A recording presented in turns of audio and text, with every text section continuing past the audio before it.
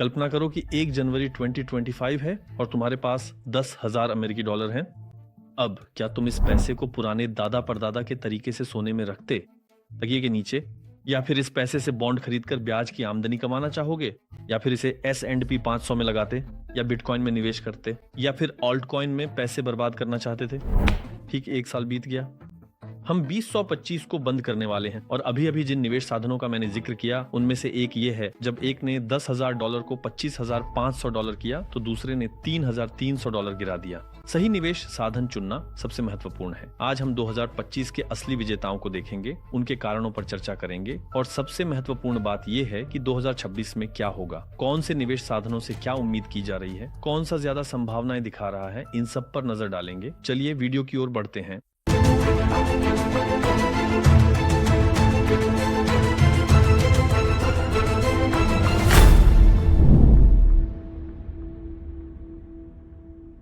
दोस्तों, एक बार फिर मेरे वीडियो में आपका स्वागत है। मैं हूं मोंटे क्रिप्टो काउंट। आज का हमारा विषय है निवेश साधन, चांदी, सोना, बिटकॉइन, वित्तीय साधन। हम इन पर नजर डालेंगे। हम में से ज्यादातर लोग निवेश करते समय हमेशा एक ही गलती करते हैं। हर कोई सिर्फ विजेता की बात करता है। हम जोखिमों की बात नहीं करते, हम हारने वालों की ज्यादा चर्चा नहीं करते। मतलब अब लगातार चांदी और सोने की ही बात हो रही है। वास्तव में ये ऐसे साधन हैं जिन्होंने बहुत जबरदस्त बढ़ोतरी दिखाई है और मैं अभी उन स्तरों की बात कर रहा हूं जहां प्रवेश करना जोखिम भरा है। सामूहिक रूप से प्रवेश करना जोखिम भरा हो गया है। लेकिन हर कोई सिर्फ विजेता की बात कर रहा है। असल में जो चीज लोग चर्चा कर रहे हैं उसे बेचना चाहिए और जिससे डरते हैं उसे खरीदना चाहिए। बिल्कुल, इन सब का समय तय करना जरूरी है। किसी आसान मापदंड से न देखकर समय का सही चुनाव करना जरूरी है। लेकिन भले ही हम सबके साथ चलें, हम झुंड से अलग नहीं हो सकते। जब हम 2005 को याद करते हैं, कुछ लोग उसने कहा ब्याज गारंटी सबसे अच्छी है। किसने कहा कि बिटकॉइन की कीमत बढ़ेगी? 25 बिटकॉइन का वर्ष है। पिछले चक्रों को देखते हुए ऐसा पहले से ही लग रहा था। कुछ लोग उन्होंने कहा कि अचल संपत्ति से हमेशा मुनाफा होता है, सबसे भरोसेमंद तरीका। अब हर कोई अपनी खुद की जोखिम प्रोफाइल के अनुसार निवेश कर सकता है। यानी हर कोई एक जैसा जोखिम नहीं उठा सकता या मुनाफे में रहते हुए इंतजार नहीं कर सकता। हर निवेश साधन हर किसी के लिए उपयुक्त नहीं होता। आपके लिए सबसे उपयुक्त निवेश साधन कौन सा, इसे आपको अच्छे से समझना चाहिए। और कौन सा निवेश साधन प्रदर्शन कैसा रहा है। उदाहरण के लिए, चांदी ने अच्छा प्रदर्शन किया है। क्या यह मेरे लिए उपयुक्त है? इसे आजमाओगे और 2026 में इसे समझ पाओगे। हर साल तुम्हें नुकसान सहना पड़ेगा। गूगल पर एक एक्सेल खोलो, लिखो कि मैंने इस साल फलां चीज में इतना निवेश किया, डॉलर में इतना निवेश किया, ब्याज में इतना निवेश किया, इतने का सोना खरीदा और मुझे इनसे ये रिटर्न मिले। तो जोखिम की स्थितियां क्या हैं? सोने में मैंने खुद को जोखिम में महसूस नहीं किया। शेयर बाजार में जोखिम महसूस करने के कारण मैंने मुनाफे से हाथ खींच लिया। इस तरह तुम्हें अपनी खुद की प्रोफाइल जाननी चाहिए।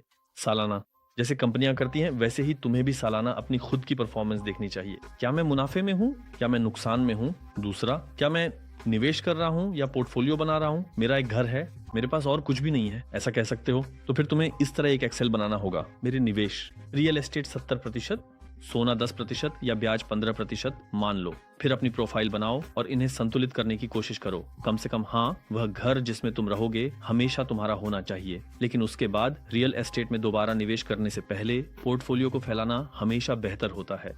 तुम्हें यह संतुलित तरीके से करना चाहिए ताकि, वॉरेन बफेट क्या कहते हैं, सारे अंडे एक ही टोकरी में नहीं रखने चाहिए। अब मैं फिर से 2025 के प्रदर्शन पर लौटता हूँ। इसने कितना मुनाफा दिलाया? अब आप उम्मीद करेंगे कि मैं चांदी से शुरू करूं, लेकिन मैंने यहां इसे अलग किया है। जोखिम प्रोफाइल के हिसाब से शुरू करें। सबसे कम जोखिम निवेश कौन सा है? ब्याज। सबसे कम जोखिम वाला मतलब है, साथ ही इसका रिटर्न भी कम होता है। जोखिम बढ़ने पर मुनाफे की संभावना बढ़ती है, नुकसान भी बढ़ता है। जोखिम कम होने पर मुनाफे की संभावना घट जाती है, नुकसान भी घट जाता है। ये बहुत सीधी सी बात है। जितनी जोखिम लेने की इच्छा, उतना इनाम या उतना ही नुकसान हो सकता है। अब मैंने इन प्रोफाइल्स को अलग किया है। मैं कम जोखिम वाले समूह से शुरू कर रहा हूँ, मैं ब्याज से शुरू कर रहा हूँ, मैं अमेरिकी बॉन्ड से शुरू कर रहा हूँ। अगर तुमने 2025 की शुरुआत में अपनी $10,000 अमेरिकी बॉन्ड में निवेश की होती तो सालाना ब्याज आय $500 होती। बॉन्ड की कीमतें भी बढ़ गईं। बढ़ने की वजह से वहां से भी $200 कमा लेते। तुम्हारे $10,000 कुल मिलाकर $10,700 हो जाते। चलिए हम मध्यम जोखिम वाले समूह पर आते हैं। सोना कम और मध्यम जोखिम के बीच कुछ है, क्योंकि इंसान सदियों से है, बिगड़ता नहीं, सुरक्षित है, टिकाऊ है और इसकी आपूर्ति सीमित है। उत्पादन भी इतना आसान नहीं है, उद्योग में इस्तेमाल होता है। ये सोना है, इसी वजह से इसे कीमती धातुओं मानी है। यह कीमती है। हम इसके 1 ग्राम के लिए भी दुनिया भर की कीमत चुकाते हैं। अगर दोस्तों आपने अपने $10,000 को साल की शुरुआत में हमारे पूर्वजों की तरह तकिए के नीचे रखने के लिए सोने में बदल दिया होता, तो सोने ने आपके $10,000 को साल के अंत में आज $17,300 कर दिया होता। मैं बहुत ही गंभीर बढ़ोतरी की बात कर रहा हूँ। सोने ने रिकॉर्ड तोड़ बढ़ोतरी में से एक दिखाई। वाकई में इसने बहुत अच्छा प्रदर्शन किया। तो अगर हमने चांदी में निवेश किया होता तो क्या होता? असल शो तो यहीं से शुरू होता है दोस्तों। चांदी ने वाकई में एक रिकॉर्ड तोड़ साल देखा है। बहुत कम निवेश साधन हैं जो इतनी तेजी से इतने कम समय में इतना ज्यादा मुनाफा दिलाते हैं। चांदी का एक औंस $29 से बढ़कर $74 हो गया दोस्तों। यानी आपकी $10,000 की रकम अभी अभी $80 तक पहुंचने की कोशिश कर रही थी। लेकिन मैं उस कीमत से समझाऊंगा जो वीडियो बनाते समय थी। आपकी $10,000 की रकम $25,500, ये वाकई में एक रिकॉर्ड तोड़ कमाई है। वाकई में कहा जा सकता है कि चांदी ने जबरदस्त प्रदर्शन किया। सोना और चांदी क्यों बढ़ रहे हैं? बेशक इसमें उपयोग की मांग भी शामिल है, लेकिन खासकर केंद्रीय बैंकों और भू राजनीतिक जोखिमों के कारण सरकारें सोने और चांदी की ओर रुख कर रही हैं। दोस्तों अब पसंदीदा निवेशों में से एक, उन साधनों में से S&P 500 ट्रैक करने ETF, ये भी मध्यम जोखिम वाले समूह में आता है। दोस्तों S&P 500 को ट्रैक करने वाला एक सूचकांक यानी S&P 500 ने साल के अंत में 17% का लाभ दिया, यानी आपके $10,000 को $11,700 जैसी अच्छी स्थिति में पहुंचा दिया। सालाना रिटर्न रेट मुझे बहुत अच्छा लगा। अब रियल एस्टेट भी असल में मध्यम जोखिम वाले समूह में एक निवेश साधन है। मेरे हिसाब से ये बहुत कीमती निवेश साधन है। अब रियल एस्टेट के लिए मैंने तुर्की और दुनिया दोनों में कुछ सूचकांक देखे हैं। दोस्तों यहाँ जब हमने कीमतों को देखा तो कुल मिलाकर सालाना 7 से 10% के बीच रिटर्न मिला, यानी $10,700 से $11,000 के बीच का रिटर्न मिला। बिल्कुल, क्योंकि यह कम जोखिम वाले समूह के करीब है, इसलिए लाभ का प्रतिशत भी थोड़ा कम रहा। अब हम आ गए हैं। हमने क्या कहा था? ऊंचा जोखिम, ऊंची कमाई की संभावना, साथ ही ऊंचा नुकसान भी संभव है। आइए बिटकॉइन देखें। इस समय आप मेरे सामने बिटकॉइन का ग्राफ देख रहे हैं। दोस्तों बिटकॉइन ने इस साल 6-7% की गिरावट दर्ज की है। इसे लेकर आलोचना हुई, पर मेरे हिसाब से इसने बुरा प्रदर्शन नहीं किया। नुकसान न होता तो इसे बुरा याद किया जा सकता था, पर यह उम्मीदों वाला साल था। इसने उल्टा कर दिया, लेकिन कोई रिकॉर्ड तोड़ गिरावट नहीं हुई। सालाना 6.7% का नुकसान हुआ है। काश ऐसा न हुआ होता। यानी आपकी $10,000 की रकम लगभग $9,330 तक आ गई अगर आपने अपनी सारी रकम बिटकॉइन में लगाई होती। अब उस शर्मनाक हिस्से पर अब मैं आ रहा हूँ। असल में सबसे बड़ी शर्मिंदगी दोस्तों ऑल्ट कॉइन में हुई। यहाँ हम कुछ ऑल्ट कॉइन पर नजर डालेंगे तेजी से। एवैक्स बहुत प्रसिद्ध है। अगर आपने अपना पैसा एवैक्स में निवेश किया होता तो रिकॉर्ड 67% गिरावट से आपका पैसा $3,300 रह गया होता, तो आपकी रकम $10,000 से घटकर $3,300 हो जाती। एप्टोस ये हमारे प्रसिद्ध तेजी से बढ़ते सिक्कों में से एक। इसमें 81% की गिरावट आई। आपके पास $1,900 बचते। फिर से TIA उन कॉइनों में से एक था जिसका फेनोमेन जिक्र करते थे। इसमें 90% की गिरावट आई। आपके $10,000 घटकर $1,000 रह गए। इसीलिए निवेश का सही साधन चुनना जरूरी है। जो संपत्तियां जोखिम वाले समूह में आती हैं वे बहुत अधिक जोखिम भरी होती हैं, जैसे कि ऑल्ट कॉइन।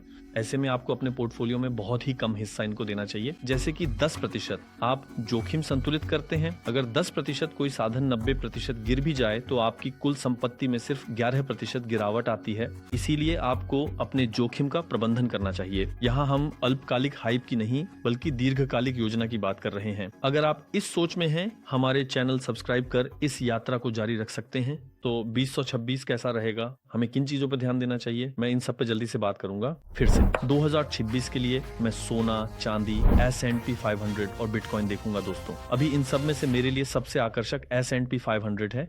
क्यों? क्योंकि अगले साल भी ब्याज दरों में गिरावट जारी रहेगी, कंपनियों की लाभप्रदता बढ़ेगी। ये दिखाता है कि S&P 500 के लिए फिर से अच्छा रिटर्न देने वाला साल हो सकता है। वास्तव में हाल के समय में जब हम लंबी अवधि में देखते हैं तो S&P 500 की वार्षिक रिटर्न मेरे हिसाब से बहुत अच्छी है। सोना और चांदी बहुत बढ़ गए हैं। अगर इतना नहीं बढ़ते तो मेरे लिए बहुत बड़ा जोखिम होता। मैं आपको एक उदाहरण से समझाऊंगा। अब दोस्तों देखिए, ये सोने का साप्ताहिक चार्ट है।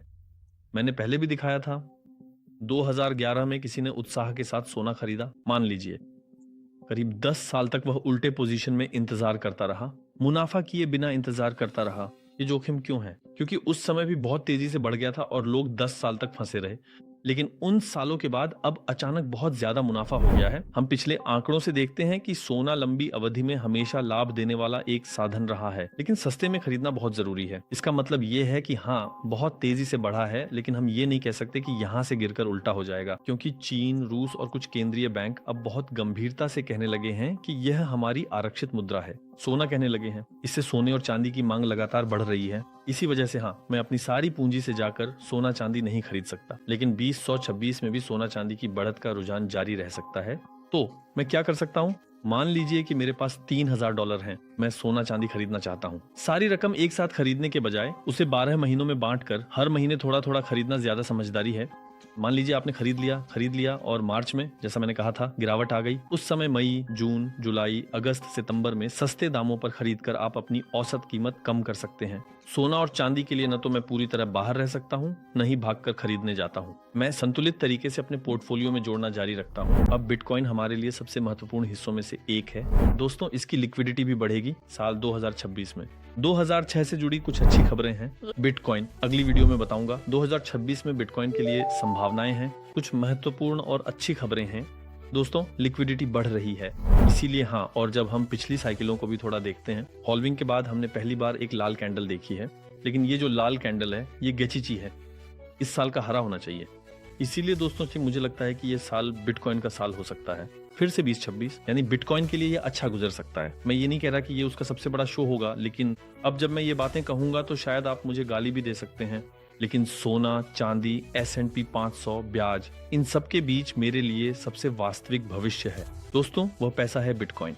और आप कहेंगे कि ये मुनाफा नहीं देता। नहीं दोस्तों, जब आप बिटकॉइन के चार्ट को देखते हैं, अभी आप स्क्रीन पर उसका चार्ट देख रहे हैं, हर चीज के बावजूद सबसे ज्यादा मुनाफा देने वाला, यानी मध्यम से लंबी अवधि में बिटकॉइन ने सबसे मजबूत वापसी की है। पिछले एक साल में गिरावटें आई, लेकिन दोस्तों बिटकॉइन ने हमेशा अपना जलवा दिखाया है। मैं ये बात ऑल्ट कॉइन के लिए नहीं कह रहा हूँ। ऑल्ट कॉइन ने पैसे को बेकार कर दिया, लेकिन बिटकॉइन ने बेकार पैसे को कीमती बना दिया। 2026 में बिटकॉइन के लिए अच्छा समय आ सकता है। हमने सबसे ज्यादा मुनाफा और नुकसान देने वालों की बात कर ली है, लेकिन मैं जिस बात पर जोर देना चाहता हूं वह यह है कि इनको देखकर आप यह नहीं कह सकते कि निवेश का साधन ऑल्ट कॉइन है या चांदी। आपको खुद को जानना जरूरी है। आपको अपनी निवेश प्रोफाइल जाननी चाहिए, और जब आप निवेश करें तो आपको उसी प्रोफाइल के अनुसार निवेश करना चाहिए। उतना ही जोखिम लें जितना आप संभाल सकते हैं।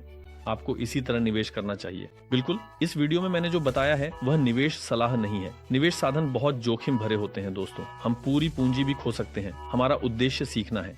इस रास्ते में गलतियों से बचकर एक अच्छा पोर्टफोलियो बना पाना है, और हमारा अंतिम लक्ष्य है वित्तीय स्वतंत्रता प्राप्त करना। आशा है कि आप भी वित्तीय स्वतंत्रता प्राप्त करें। अगली वीडियो में मिलते हैं। अलविदा।